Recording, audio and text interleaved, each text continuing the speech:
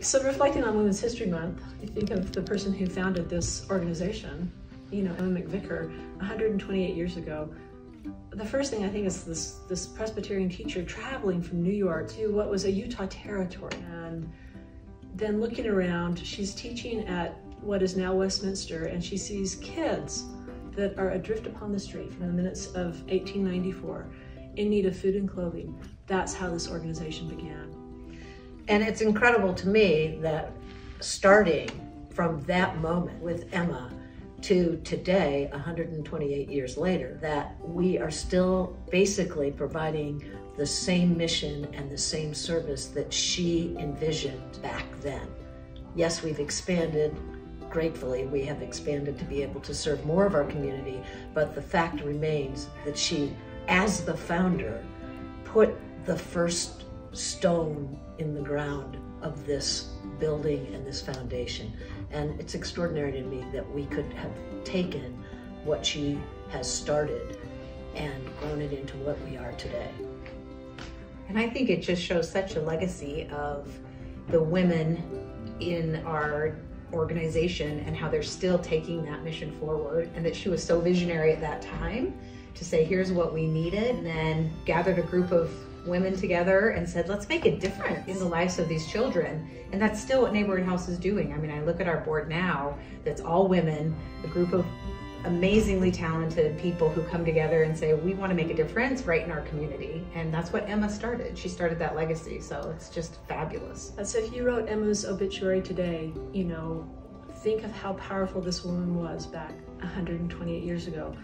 Not only is it Neighborhood House she's starting, she's working with Susan B. Anthony. She's trying to get women the vote. She's the first female state superintendent of schools, and the first female board of regent at the University of Utah. She was a powerful individual. First everywhere. First everywhere. What would she be doing today, is what I've also wondered. She'd be the Secretary of Education. Think bigger than that.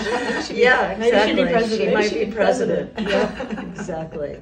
Yeah, I think that as a role model, we can all look to Emma and understand the difficulties that she faced and overcame just by being a female in the late 1800s and trying to progress and do something that was so meaningful. So I kind of look at her picture and admire and am humbled to be in a position to be able to say, I followed her. She was so well respected that probably a very Republican government asked her to run for state superintendent, but she couldn't because women didn't have the right to vote.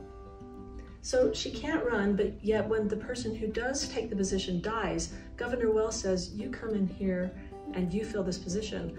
I think that she was always questioning and always trying to make things better.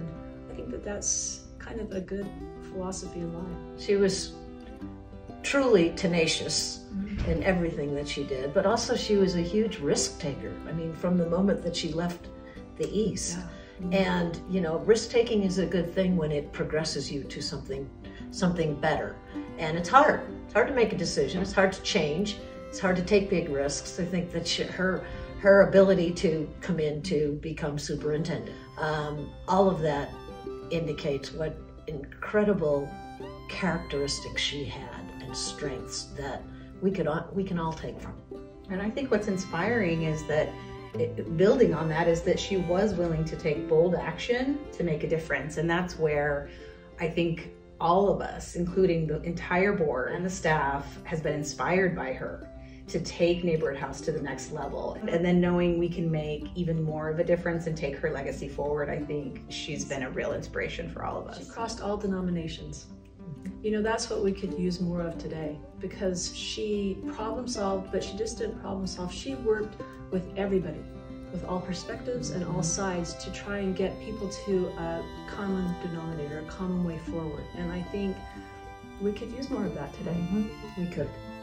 Bringing us all together around a common goal, because we all want families to have what they need to be successful, and that's what Neighborhood House is about. I do think Emma would smile knowing 128 years later, her mission is still being served, as Marilyn said, and her legacy has been so strong that it has carried forward the mission 128 20 years. That's powerful.